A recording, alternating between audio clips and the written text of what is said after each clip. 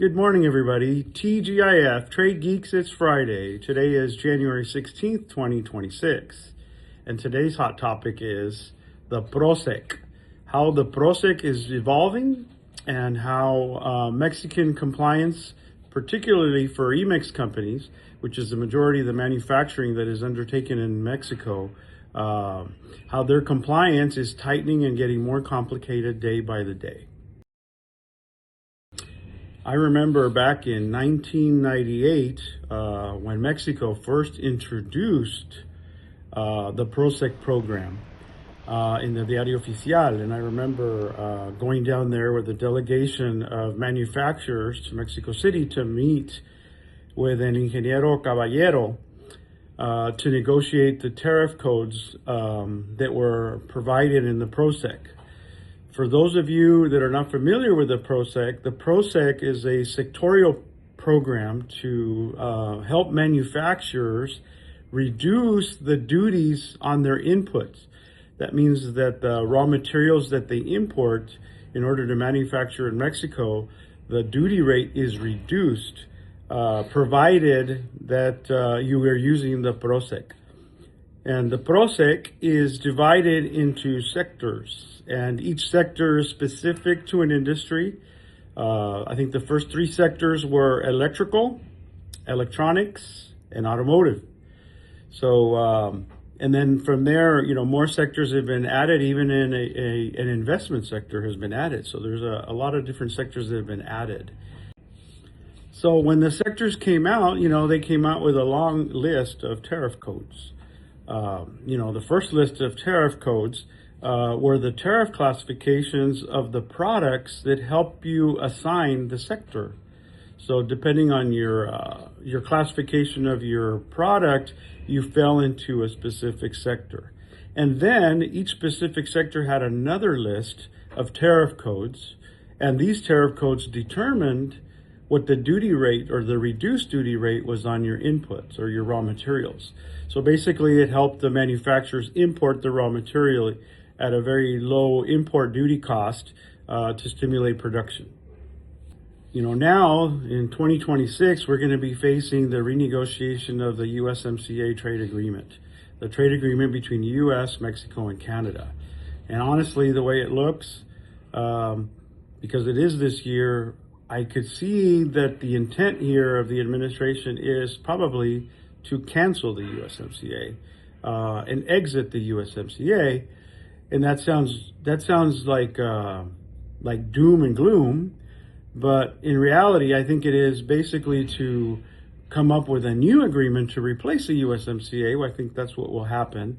So that the U.S. has an agreement directly with Mexico and then an agreement directly with Canada. So it's no longer going to be a trilateral agreement, it'll be a bilateral agreement. So I think that's the spirit of what I'm seeing could happen, right? So considering what's going on, the friction that's going on between the U.S. and Mexico and Canada and China, which we saw with the introduction of the IEEPA tariffs in February, they're tightening things up, not only from a security measures here on the border between the U.S. and Mexico with the cartels, but also with trade. They're trying to control or block China from using Mexico as a springboard to send their goods into the U.S. So, we see that the U.S. and Mexican Treasury Department started working together last year, I think almost over a year ago, I think at the end of 2024.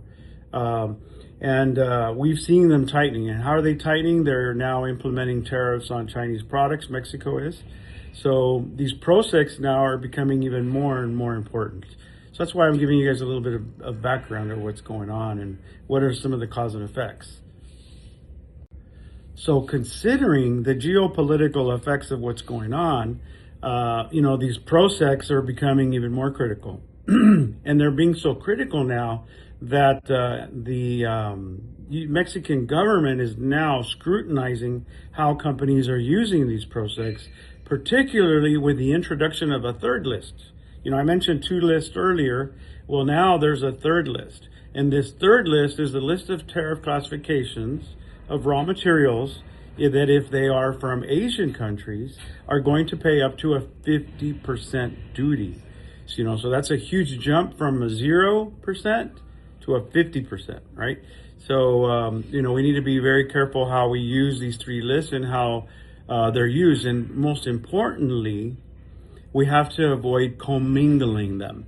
And that's where we're seeing that is a big trigger point from a compliance point of view, where companies can get into some serious trouble, including cancellation of their EMIX program. And that is if they commingle product between one and the other, meaning that they have qualified for one sector and then they start making another product that's not on their authorized sector list, or they commingle raw material between sectors, right? And so I think that's going to be a trigger point to keep an eye out for.